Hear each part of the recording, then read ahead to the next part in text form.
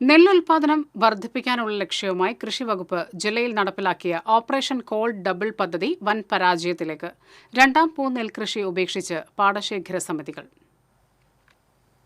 കാലാവസ്ഥാ വ്യതിയാനവും ജലമൊഴുക്ക് നിയന്ത്രിക്കാനായി പുഴയിൽ നിന്ന് ഇറിഗേഷൻ തോടുകളിലേക്കായി സ്ഥാപിക്കുന്ന റെഗുലേറ്ററുകളുടെ കാര്യക്ഷമതയില്ലായ്മയുമാണ് രണ്ടാം പൂ നെൽകൃഷി നടത്താനാകാത്ത സ്ഥിതിയിലെത്തിച്ചിരിക്കുന്നത്.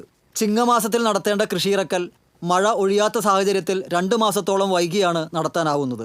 നെൽച്ചെടികളെ ബാധിക്കുന്ന കേട്, കടുത്ത ചൂട് തുടങ്ങിയ കാരണങ്ങളാൽ ഒന്നാം പൂ കൃഷി തന്നെ നഷ്ടത്തിൽ കലാശിക്കുന്നത് പതിവായിക്കൊണ്ടിരിക്കുമ്പോൾ രണ്ടാം പൂ കൃഷിയിലെ കനത്ത നഷ്ടം കർഷകരെ കടക്കെണിയിലാഴ്ത്തുകയാണ്. കൃഷിവകുപ്പിന്റെയും മറ്റും നിർബന്ധത്തിന് വഴങ്ങിയാണ് പാടശേഖര സമിതികൾ പലപ്പോഴും രണ്ടാം പൂ നെൽകൃഷി നടത്തുന്നത്.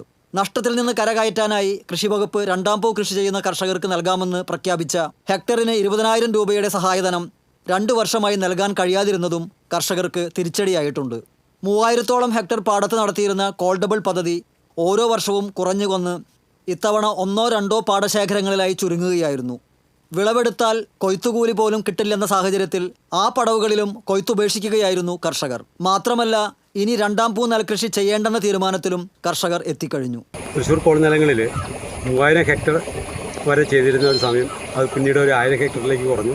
ഇന്ന് കുറഞ്ഞ് അത് 100 ഹെക്ടറിൽ താഴെ മാത്രം കൃഷി ചെയ്യുന്ന ഒരു സ്ഥിതിയിലേക്ക് മാറിയിരിക്കുകയാണ്. ഗവൺമെൻറ് പ്രത്യേകമായിട്ടുള്ള ഒരു താല്പര്യമെടുത്ത് പദ്ധതി തയ്യാറാക്കിയാൽ മാത്രമാണ് ഡബിൾ കോൾ ഇനിയും മുന്നോട്ട് പോകാൻ കഴിയുള്ളൂ.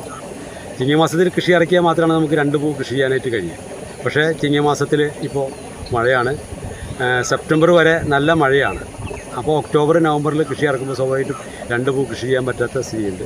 അപ്പോൾ അങ്ങനെ നമുക്ക് ബലത്തിൽ ഡബിൾ കോൾ പദ്ധതി ഒരു പരാജയത്തിൻ്റെ വക്കിലേക്ക് നീങ്ങിക്കൊണ്ടിരിക്കുകയാണ്.